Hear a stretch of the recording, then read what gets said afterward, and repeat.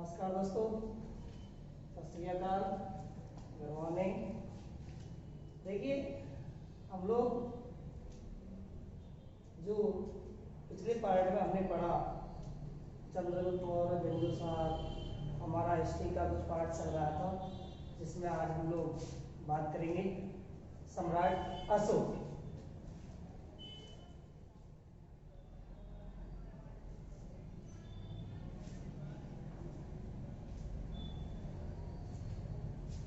सम्राट अशोक मौर्य वंश का महान प्रतापी शासक और हम कह सकते हैं हिंदुस्तान का सबसे बड़ा महानायक सम्राट अशोक। सम्राट अशोक की बात करें तो इनके पिता का नाम था बिंदुसार और इसे बिंदुसार 298 से लेकर के 273 ईसा पूर्व तक हिंदुस्तान का शासक रहा। इसे बिंदुसार का सबसे बड़ा पुत्र सुसीम हुआ और सातवां पुत्र अशोक हुआ। देखिए दोस्तों, 273 ईसा पूर्व में जब बिंदुसार की मृत्यु हुई तो उसके बाद अशोक जब छोटा था तब इसे उज्जैन का राज्यपाल बनाया गया। पिता की मृत्यु के बाद सुसीम राजा बना मगध, तब ये राज्यपाल था अशोक। कहाँ का? उज्जैन। मित्रों, बात थी 273 में अशोक का औपचारिक राष्ट्रपति हुआ। कैसा राष्ट्रपति हुआ? औपचारिक राष्ट्र किसका? अशोक। 273 कहाँ? उज्जैन। इधर सुसीम का राष्ट्रपति हुआ मगध 273। ऐसा कहा जाता है कि बिंदुसार के 101 पुत्र हुए, जिनमें से 99 भाइयों को मार दिया अशोक ने और एक साधु संत बन गया। तो इधर 273 से लेकर के 269 इन 4 वर्षों में अशोक ने अपने 99 भाइयों की हत्या कर दी। अशोक ने 99 भाइयों की हत्या कर दी 4 वर्ष। और 269 में स्थान कौन सा? मगध। और क्या हुआ दोस्तों? वास्तविक राष्ट्र।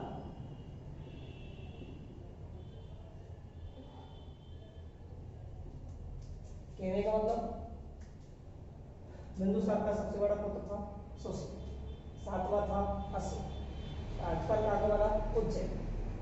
इसने अपना औपचारिक राष्ट्रपति करवाया था 273 में और इसने अपना राष्ट्रपति करवाया 273 में कहा? मगध में। किसने? सुसीम। इस 273 से 269 के मध्य में 99 भाइयों की हत्या कर दी। किसने कर दी? अशोक ने कर दी और 269 में अपना वास्तविक राष्ट्रपति करवा दिया। तो 269 मगध का राजा बन गया। कौन? अशोक राजा बन गया।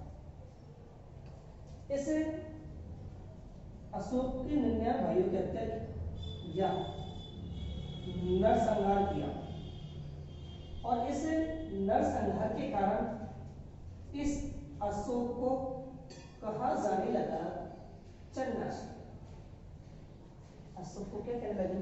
चंडाशोक। अशोक को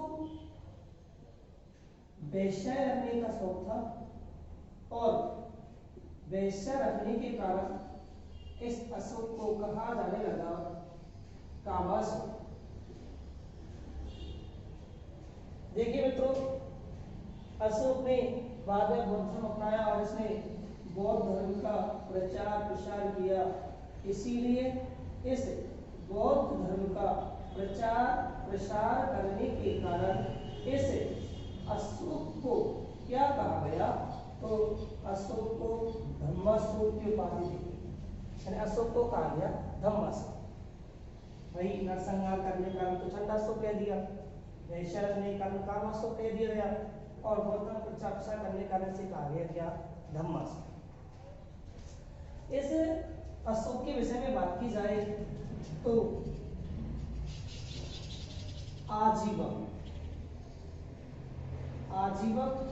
मुनि पिंगल हुआ, और इस आजीवक मुनि पिंगल ने अशोक के राजा बनने की घोषणा की।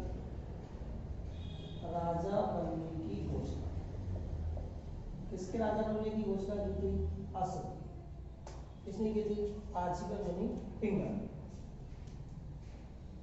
देखिए, इस अशोक के विषय में बात की जाए तो सम्राट अशोक ने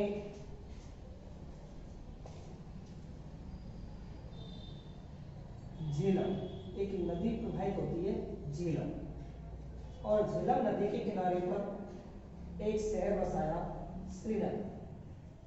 झेलम नदी के किनारे पर शहर कौन सा बसाया, श्रीनगर। और ये श्रीनगर शहर बसाने वाला अशोक था।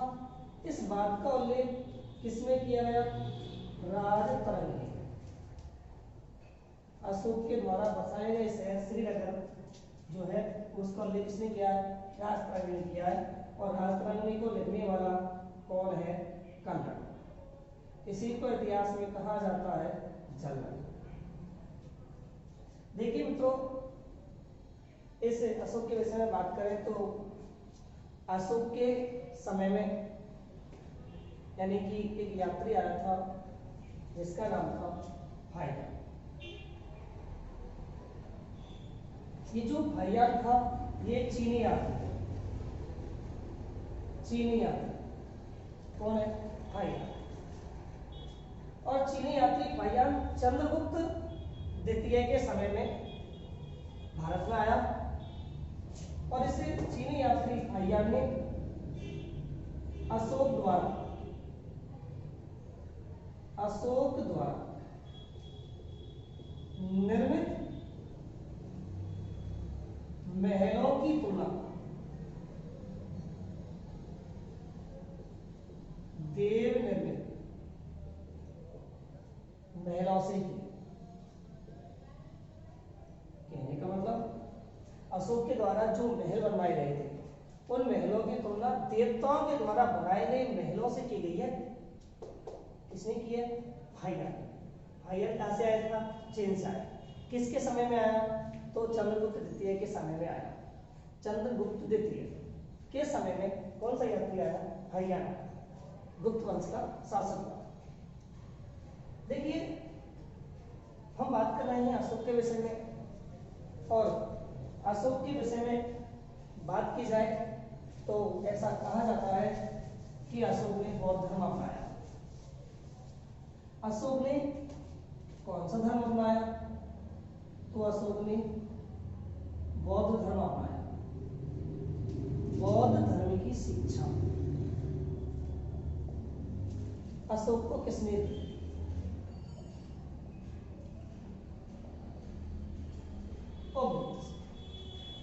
उपगुप्त नामक भिक्षु हुआ जिसने अशोक को बौद्ध धर्म की क्या दी, शिक्षा दी। लेकिन इस बात का उल्लेख किसने किया है, तो दिव्यदान ने किया है। बौद्ध धर्म का ग्रंथ है दिव्यदान, और दिव्यदान में लिखा हुआ है कि भाई उपगुप्त ने अशोक को बौद्ध धर्म की शिक्षा दी।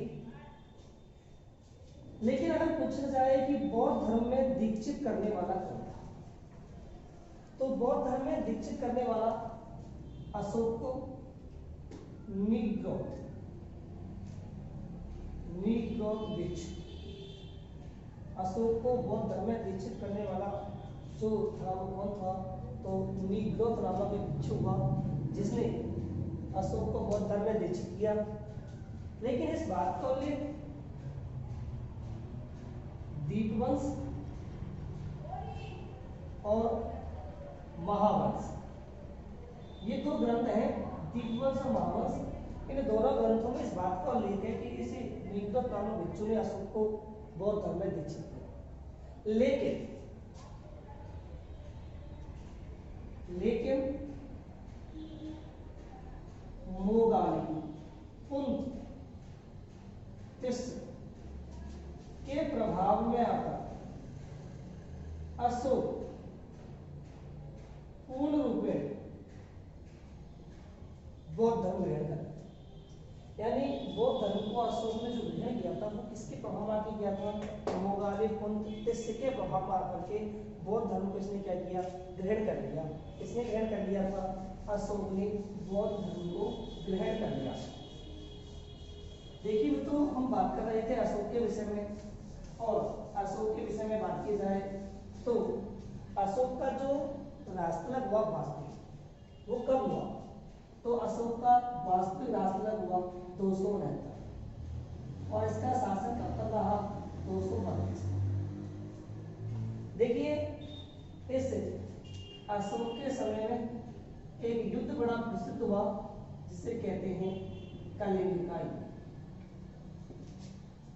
और हम बात कर रहे हैं कलिंग के युद्ध के विषय में। कलिंग का शासक था नंदराज खारवेल। नंदराज खारवेल ये कौन सा शासक था? कलिंग का शासक था। इधर शासक था सम्राट अशोक। देखिए इसे कलिंग के युद्ध की बात करें तो कलिंग का युद्ध अशोक के वास्तविक राजतलक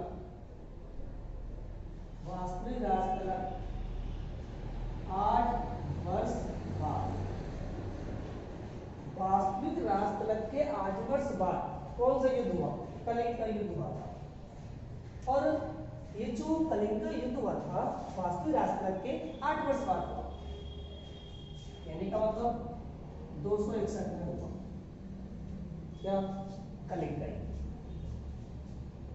अशोक ने इसी कलिंग पर आक्रमण क्यों किया? अशोक के द्वारा कलिंग पर आक्रमण करने के कारण नंबर 1 कर्मा, यानी कि नंदराज खारवेल जो था ये हमेशा जब भी अशोक अपनी सेना को लेकर के वहां से कहीं युद्ध करने के लिए गुजरता था तो उससे क्या माना जाता था? कर्मा करता था। नंबर 2 कलिंग जो है इसके हाथी प्रसिद्ध थे। कलिंग के हाथी प्रसिद्ध रहे थे। कलिंग से क्या हुआ? हाथी मांगे, इसने देने से मना कर दिया तो युद्ध हो गया। इसका तीसरा कारण जो विशेष माना जाता है व्यापारिक और वाणिज्यिक दृष्टि से ये क्या था? महत्वपूर्ण था। वाणिज्यिक और व्यापारिक दृष्टि से ये बड़ा महत्वपूर्ण था क्या? कलिंग। इस युद्ध में नंदराज खारवेल की पराजय हुई और इस युद्ध को जीत गया कौन? अशोक। कलिंग की बात करें, कलिंग की राजधानी, कलिंग की जो राजधानी है वो क्या थी? तोसली। तोसली वर्तमान समय में किसमें आता है? उड़ीसा। तोसली वर्तमान में किसमें आता है? उड़ीसा में। और उड़ीसा का सीएम कौन है? तो नवीन पटनायक। नवीन पटनायक। अगर पूछा जाए उड़ीसा का वर्तमान समय में राज्यपाल कौन है तो उड़ीसा का वर्तमान समय में राज्यपाल कौन है? गणेशी लाल। तो हम लोग बात कर रहे हैं कलिंग का युद्ध। कलिंग का युद्ध कब हुआ था? 261 में माना जाता है और ये अशोक के वास्तविक राजतलक के 8 वर्ष बाद शुरू हुआ था। और इसमें कलिंग का शासक था नंदराज खारवेल और राजधानी क्या थी? उनकी तोसली थी। लेकिन जैसे तोसली आती कहाँ है, उड़ीसा में, और उड़ीसा का वर्तमान सीएम कौन है, नवीन पटनायक, और राज्यपाल कौन है, गणेशी लाल। अच्छा देखिए, हम लोगों ने बात किया कलिंग युद्ध के विषय में। इसके बाद हम लोग बात करेंगे अशोक ने क्या हुआ, इस युद्ध के बाद में एक हथियार को त्याग दिए और इसने बौद्ध धर्म को अपना लिया। अब अशोक ने बौद्ध धर्म का प्रचार प्रसार करना शुरू कर दिया।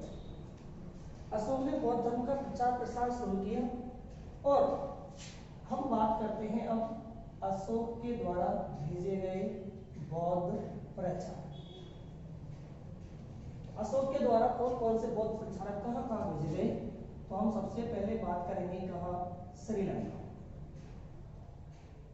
श्रीलंका में बौद्ध प्रचारक भेजा गया।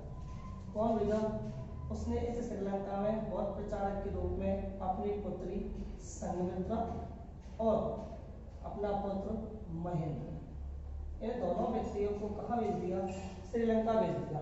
किसके लिए, बौद्ध धर्म का प्रचार प्रसार करने के लिए। देखिए दोस्तों, इसके बाद बात करते हैं कश्मीर। कश्मीर व कंधार, बौद्ध धर्म का प्रचार प्रसार करने के लिए किसको भेजा, तो बौद्ध धर्म का प्रचार प्रसार करने के लिए मंझी नीतिक को भेजा।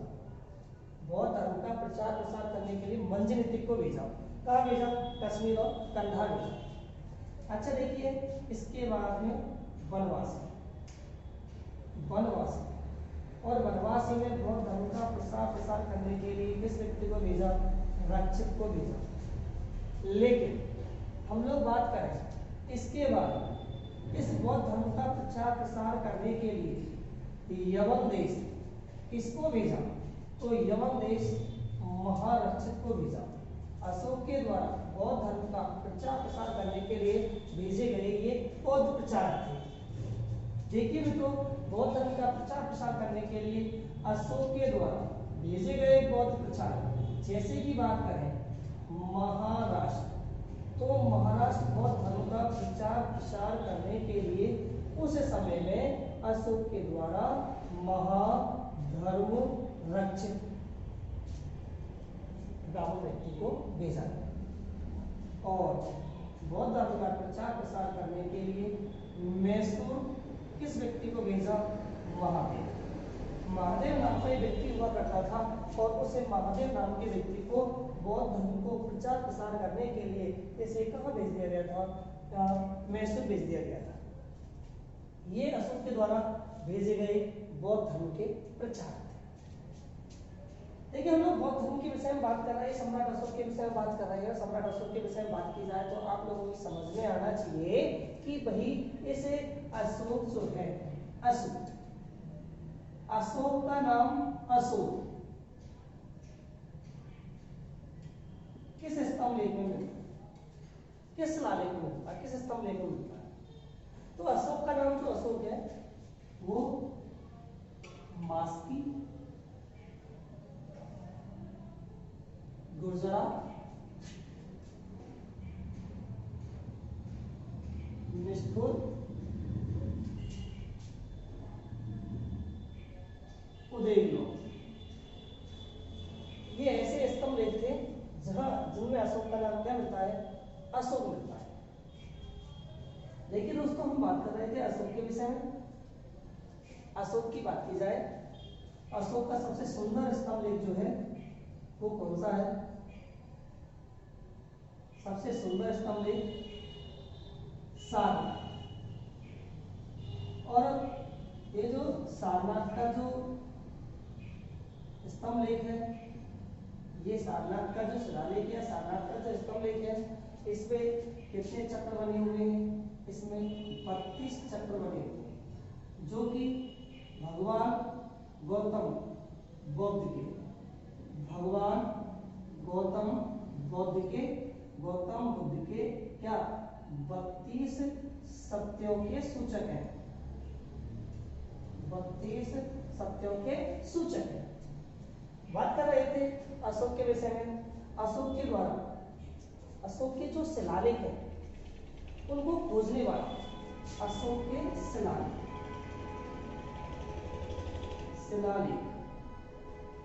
अशोक के शिलालेख खोजने वाला प्रथम व्यक्ति, अशोक के शिलालेखों को खोजने वाला प्रथम व्यक्ति कौन था?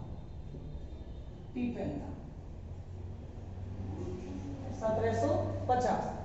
तो 1750 में अशोक के शिलालेखों को खोजने वाला व्यक्ति था टिपैन।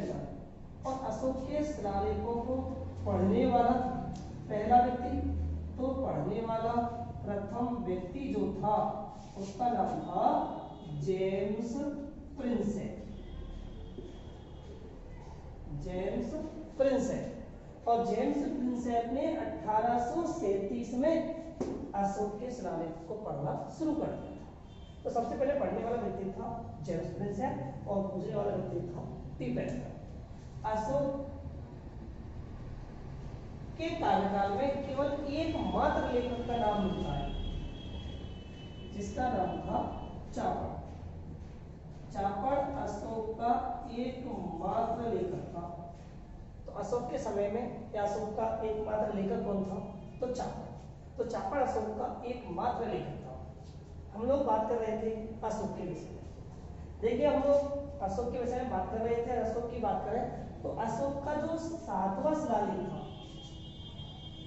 7वां, अशोक का 7वां शिलालेख किस नाम से जाना जाता है? अशोक का 7वां शिलालेख भाब्रू का शिलालेख के नाम से जाना जाता है। और ये भाब्रू का शिलालेख कहाँ मिला है? तो बैराट की पहाड़ी पर। बैराट की पहाड़ी पर भाब्रू का शिलालेख कहाँ मिला है? बैराट की पहाड़ी पर। बैराट की पहाड़ी कहाँ पर है? जयपुर में है। ये किस भाषा में लिखा हुआ है? तो पाली भाषा। ये कौन सी भाषा में लिखा हुआ है? पाली भाषा में लिखा हुआ है। तो हम लोग बात कर रहे थे। और ये जो भाब्रू का शिलालेख है 7वां शिलालेख है, वर्तमान समय में कहाँ रखा हुआ है? तो वर्तमान समय में कलकत्ता संग्रहालय में रखा हुआ है। संग्रहालय भाब्रू का शिलालेख कहाँ रखा हुआ है? कलकत्ता संग्रहालय। बहुत प्रचारकों की बात कर रहे थे। हम बात कर रहे हैं अशोक के विषय में। और सम्राट अशोक की बात की जाए तो अशोक का नाम अशोक के में मिलता है। मास्की, गुजराल, अच्छा, सारनाथ का स्तंभ है जिसका सबसे सुंदर स्तंभ है। सबसे पहले इसके शिलालेखों को किसने खोजा? तो टिपैन ने खोजा। सबसे पहले इसके शिलालेखों को पढ़ने वाला कौन था? तो बात करें जेम्स प्रिंसेप ने 1837 के शिलालेखों को पढ़ना शुरू किया था। अच्छा, अशोक की बात कर रहे थे हम लोग। अभी हम लोग बात करते हैं अशोक के पारिवारिक जीवन के विषय। तो अशोक का पारिवारिक जीवन। देखिए मित्रों, अशोक के पारिवारिक जीवन के विषय में बात की जाए सबसे पहले हम बात करते हैं पुत्र पत्नियां। बात करेंगे अशोक की पत्नियां। देखिए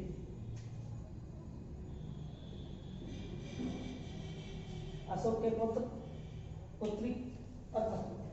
अशोक का पारिवारिक जीवन। देखिए मित्रों, अशोक के पारिवारिक जीवन के विषय में बात करते हैं। सबसे पहले बात करते हैं पुत्रों के विषय में। अशोक के विषय में दो वस्तुओं से सर्वाधिक जानकारी प्राप्त होती है। एक तो अभिलेख और एक हम बात करेंगे साहित्य। इसी प्रकार से हम लोग पत्नियों के बारे में बात करेंगे। अभिलेख के अनुसार और साहित्यकारों के अनुसार। पुत्रियां अभिलेख के अनुसार और साहित्य के अनुसार। तो देखिए मित्रों, हम लोग बात करते हैं अशोक के पारिवारिक जीवन परिचय के विषय में। पारिवारिक जीवन परिचय की अगर बात की जाए तो अशोक की बात है। अभिलेखों के अनुसार ऐसा कहा जाता है कि अशोक का एकमात्र पुत्र हुआ जिसका नाम था तीवन। अभिलेख तो इस बात को उल्लेख करते हैं अशोक की केवल एक ही पुत्र था जिसका नाम क्या था? तीवन। लेकिन साहित्यकार कहते हैं अशोक के पुत्रों में जालू, कुणाल, महेंद्र कुशस्थी। जालो, कुणाल, महेंद्र, कुशस्थी, ये अशोक के पुत्र थे। किसके अनुसार है ये? साहित्य के अनुसार। मित्रों बात करते हैं पुत्रियां। अभिलेख के अनुसार कहा जाता है कि एक भी इसकी पुत्री नहीं थी, लेकिन साहित्य के अनुसार कहा जाता है, साहित्यकार बताते हैं अशोक के दो पुत्रियां थी, एक तो संघमित्रा और दूसरी पुत्री का नाम था चारुमती। इधर संघमित्रा का विवाह अग्निगर्भ के साथ हुआ और चारुमती का विवाह क्षत्रिय देवपाल के साथ। पुत्रियां साहित्यकारों के अनुसार दो थी, संघमित्रा, चारुमती। अभिलेख के अनुसार इसकी कोई पुत्री नहीं थी। अच्छा, पत्नियों की बात करते हैं तो अभिलेख के अनुसार केवल इसकी एक ही पत्नी का नाम उल्लेख होता है, जिसका नाम है कारुबाकी। कौन सा है? कारुबाकी। बात करते हैं साहित्य के अनुसार, तो साहित्यकार के अनुसार कहा जाता है इसकी पत्नी का नाम संघमित्रा, पुत्री का नाम संघमित्रा, पत्नी का नाम संघमित्रा। एक था पटरानी, पद्मा देवी, तिष्यदक्षता। इस प्रकार से ये सभी अशोक की पत्नियां थी। किसके अनुसार है ये? साहित्य के अनुसार। हम लोगों ने बात की अशोक के जीवन परिचय के विषय में। देखिए हम लोग बात कर रहे थे दोस्तों अशोक के विषय में। हम अशोक का अभी हम लोगों को अशोक के शिलालेख 14 शिलालेख हैं और उन शिलालेखों को कितने समूह बांटा गया? तो शिलालेखों को 8 समूह बांटा गया। इसके बाद हम बात करते हैं अशोक के स्तंभ लेखों के अनुसार अशोक के कितने स्तंभ लेख हैं, कितने का उल्लेख हुआ है। तो दोस्तों ये तो हुआ हमारा अशोक का जीवन परिचय। और अब हम बात करते हैं अशोक के स्तंभ लेखों के विषय। हम बात करेंगे